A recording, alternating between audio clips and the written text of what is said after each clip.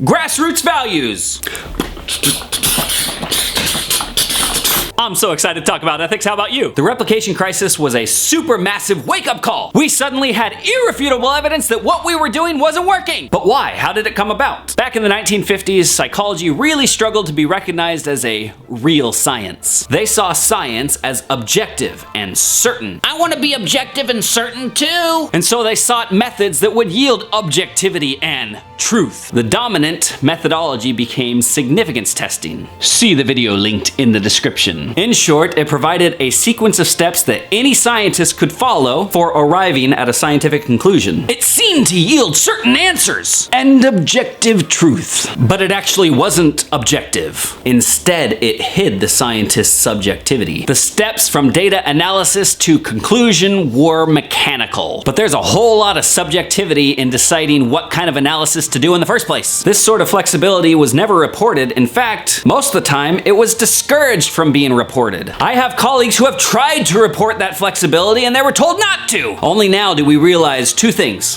One, we cannot be objective. The best thing we can do instead is to be transparent about our own subjectivity and put safeguards in place to protect us from that. And two, there is no such thing as certainty. Instead, there is only growing confidence after converging evidence across multiple studies. In summary, we used to value objectivity and certainty, and the way we used to do things assumed that was the case. The replication crisis showed that there's no such thing as certainty, and there is certainly no such thing as objectivity. So we need to update the values a little bit. Instead of valuing objectivity and certainty, there are other things we need to prize. These new core values embrace uncertainty. They recognize subjectivity, and they put safeguards in place to protect against confirmation bias. And once we update these values, the methodology emerges naturally. And to describe this set of values, I've coined the term grassroots research. Why? Because these values weren't pushed on us by some organizing body. They have stemmed from the very scientists doing the research, those who care most deeply about the progress of their discipline, as well as its reputation. So what are the values of grassroots research? Protect humanity, seek truth, openness and transparency, humility and skepticism, dissemination. Protect humanity. Like APA's first value, we recognize that there are risks and benefits associated with research. Einstein's theory brought both GPS, which is awesome, and atomic weapons, which is not so awesome. When we do research, we need to consider the cost of what we will find and weigh that cost against the benefit to humanity. And we need to ask ourselves, is it worth it?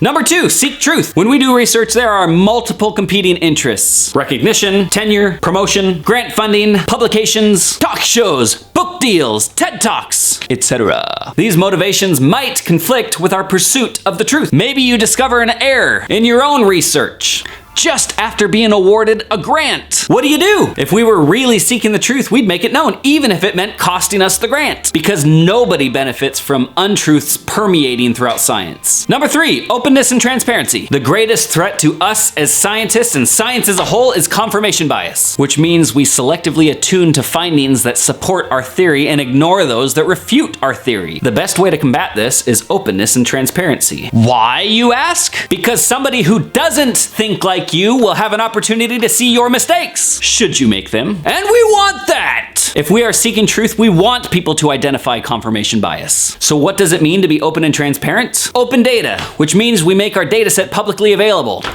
Open materials, or we make available the instructions we used, the surveys, the experimental videos we used, that sort of thing. An open data analysis script, which means whatever data analysis we perform, we provide exactly that information to everybody who wants. We post that information online so anybody can see exactly what we did. Because again, we want people to uncover whatever mistakes we might have made. Number four, humility and skepticism. Let's say I make a very bold claim. My pizza cures all disease. What should your approach be? You need to be skeptical. Right. But you also need to be humble enough to actually investigate the claim. For example, several years ago, a man by the name of Wansink found that if you eat with a smaller plate, people actually eat less.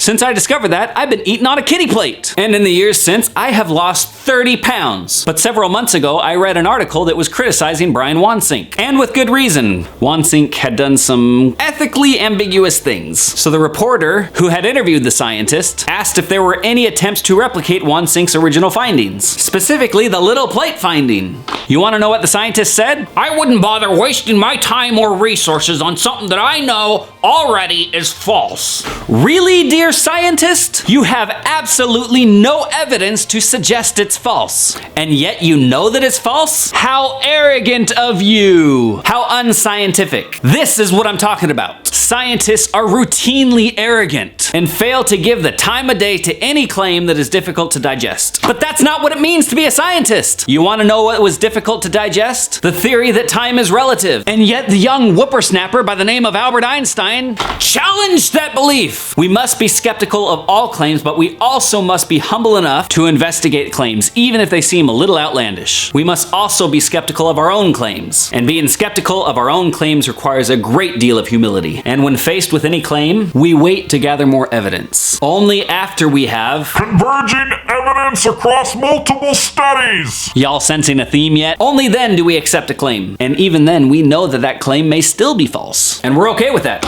Number 5. Dissemination. There is a war waging, people. There's a lot of misinformation and pseudoscience out there. See the link in the description. And these pseudoscientists are well armed, they're charismatic, and they're articulate. While scientists tend to be boring and stuffy and ridiculously esoteric. Have you read the titles of any journal articles recently? Immune regulatory microRNA expression levels within circulating extracellular vesicles correspond with the appearance of local symptoms after seasonal flu vaccination.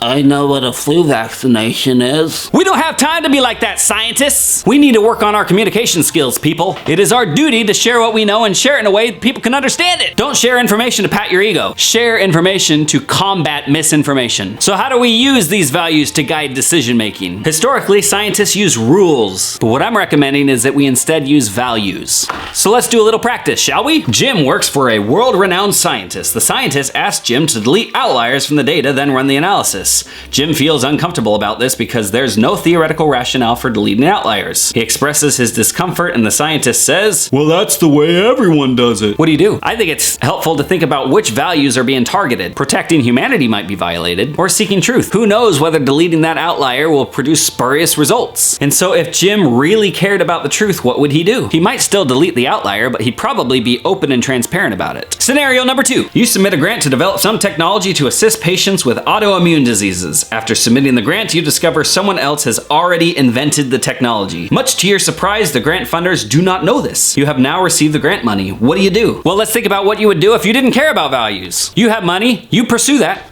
You reinvent the technology and reap the rewards. Rolling in the dough, people. But that ain't helping anyone but yourself. So maybe instead, if you were truly seeking truth, what would you do? What you might do is open up the lines of communication between you and the people who have already invented that technology. Instead of starting from scratch, you try to expand upon what we already know. That is certainly seeking truth. Now let me make one final comment. These values are very new. They are the values that are pushing us beyond the replication crisis. These are the values that will guide the scientists of the next generation. That means you and me, because honestly, I'm not that old. So, are you ready? Are you ready to shake the chains of mechanical decision making? Are you ready for war? The war against misinformation. Because you will lead the battle. So with that, let's review our learning objectives. 1. Know the old values that caused the replication crisis. 2. Be able to identify the values of the grassroots movement. And 3. Be able to use those values to make ethical decisions. So with that, I'll see you next time.